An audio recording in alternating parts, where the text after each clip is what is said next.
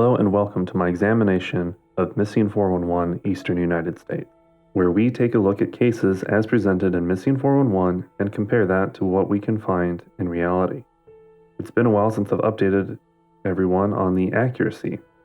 Of the more than 130 cases that we've covered so far, only about 22% of those are accurate in the book, according to the information that I was able to find.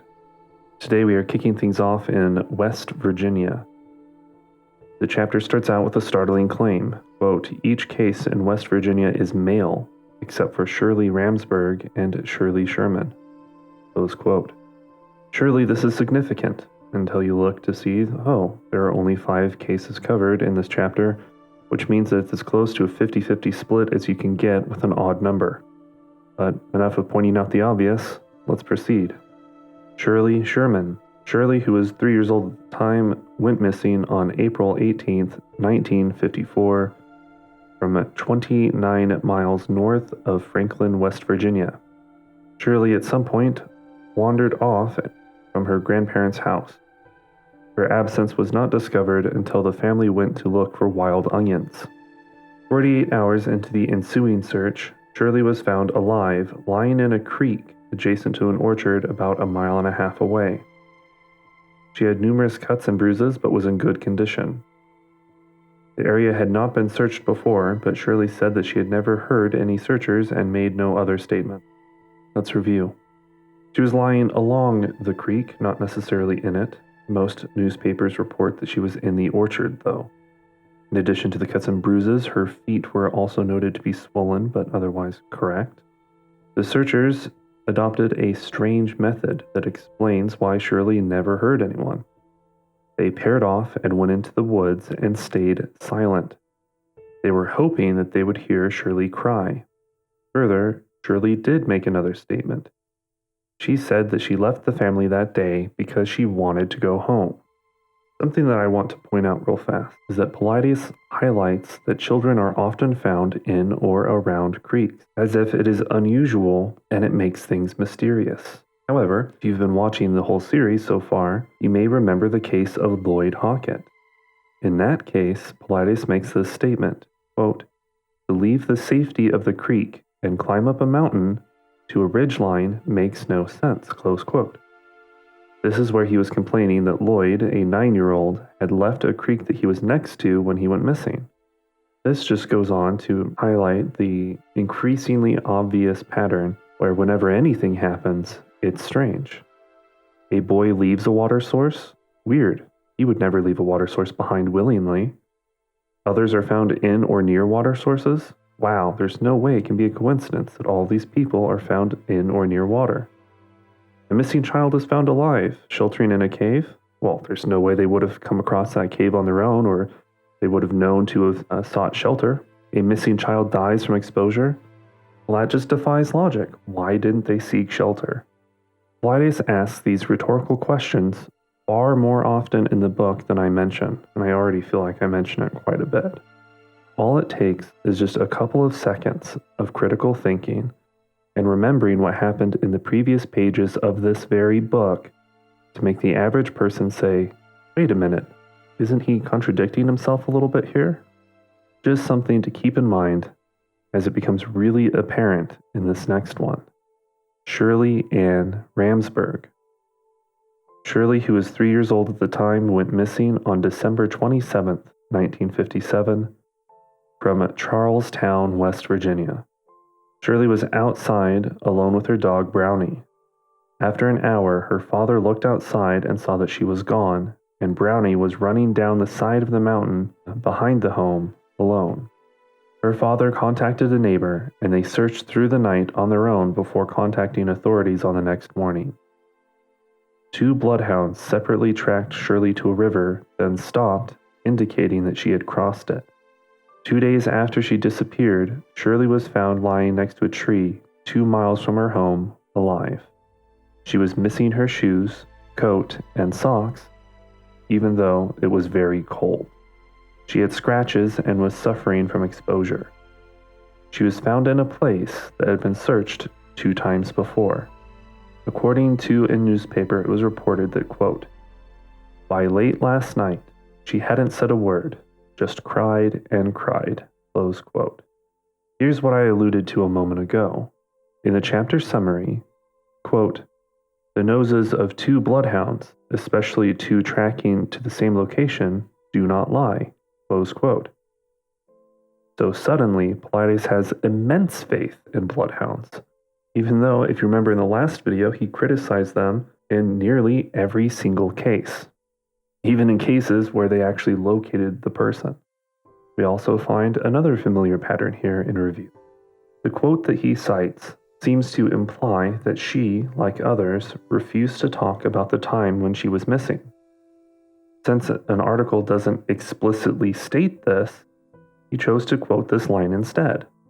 Let me give you a line from another newspaper that has this exact same line, but instead of cutting it off, where Paulides does, I'm going to give you the entire quote. Quote, by late last night, she hadn't said a word, just cried and cried to go home. Close quote. That's right. The quote that Paulides uses in the book is literally cut off mid-sentence. Of course, the benefit of the doubt would be that since this isn't the same source that Paulides cites, and in fact I couldn't find that source, perhaps the one that he quotes doesn't have the whole sentence. It is, however, strange that another newspaper, which very frequently have word for word the exact same articles, would cut off a quote exactly where it would have made it more mysterious. John Wayne McKinney. John, who was 5 years old at the time, went missing on March 17, 1958, from Gallipolis Ferry, West Virginia. The farm where John went missing was just 4 miles north of the Crown City wildlife area. John was playing outside with 2 dogs, one family pet and a stray, when his family went to call him in but couldn't find him or the dog. The stray returned later that day, and the family dog returned at 4 a.m. the next day. Snow fell the first day that he was missing. More than 1,200 searchers were looking for John by the 4th day. On the 6th day of searching, a farmer 3 miles away was walking in a remote part of his farm when they came upon John's body. He wasn't wearing his shoes, and those shoes were never found. The coroner ruled that he had died from exposure, likely on the first night that he was missing.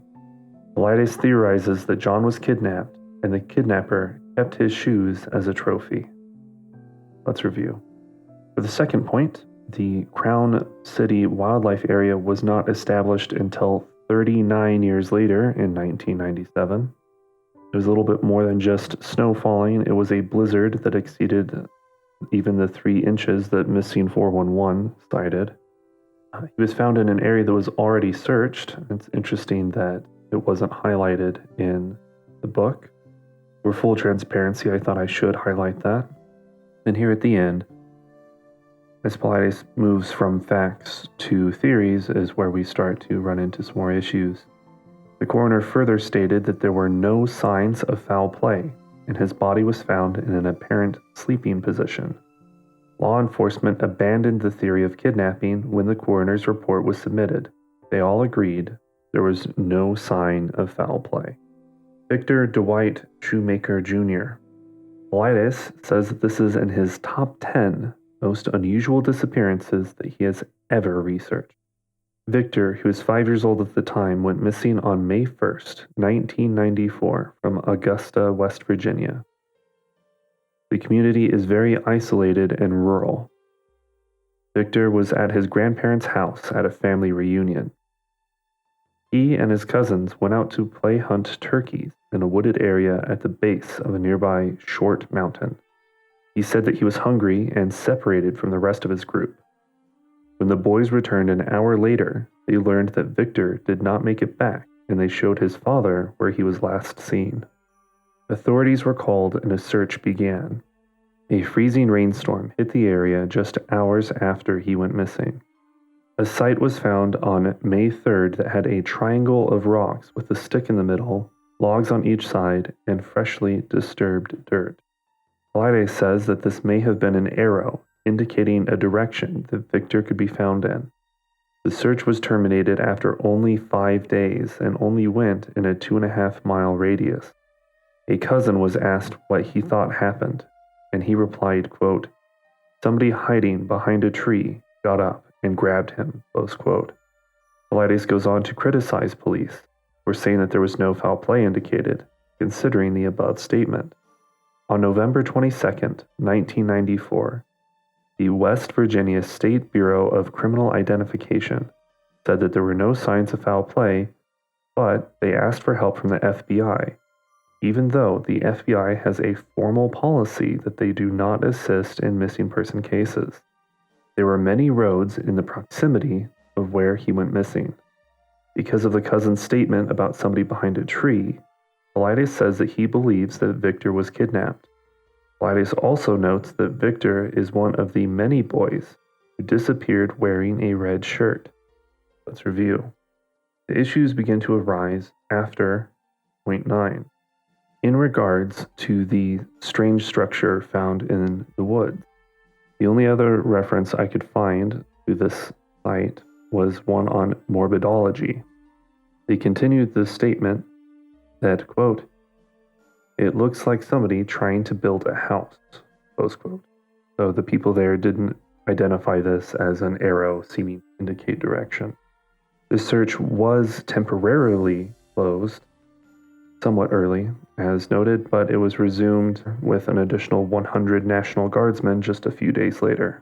As for the quote about somebody behind a tree grabbing him, I was only able to find 3 references to the statement: Missing 411, Morbidology, and Web Sleuths. Web Sleuths says that the only reference to the statement is Missing 411. Morbidology has the quote as well, with the addition of, quote, "or shot him," close quote, at the end, and says that the source was the Daily News Record on the 16th of May, 1994. I was not able to find this article. This leads to 2 points.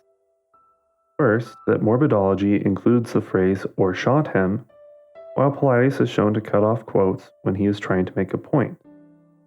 And second, that this is what a cousin said he thought may have happened.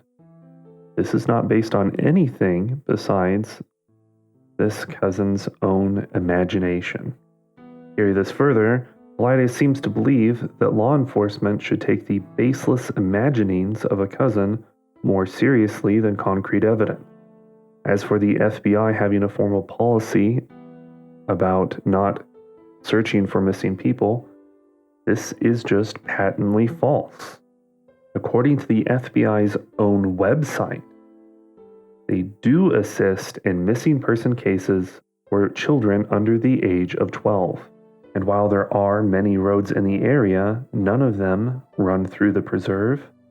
And I don't think I even need to point out that the final point about red shirts is more than completely worthless. We have one more case in this chapter. Joseph Allen Moore. Joseph, who was 22 years old at the time, went missing on March 11th, 2000 from Charleston, West Virginia. He was last seen 8 miles northeast of Charleston, near 360 Mill Creek Road. The Kanawha County Sheriff has released very few details about this case. Let's review. I almost missed this entry under the behemoth of the last one. The entire case in Missing 411 is just 4 sentences and has so little detail, I don't understand how it even fits the profiles for Missing 411 disappearances. I couldn't find any information at all except for references to Missing 411. I even visited the West Virginia State Police website where they list missing people, and Joseph Moore was not listed. So I went a step further. I called the Kanawha County Sheriff. According to the sheriff that I spoke to, the Montgomery Police Department had contacted them to let them know that Joseph's body was found in December of 2008, so they closed the missing persons file.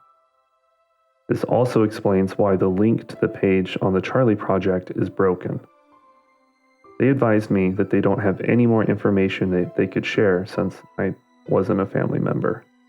I also reached out to the Montgomery Police Department asking for confirmation and more details if possible, but as of today, I still haven't heard anything back.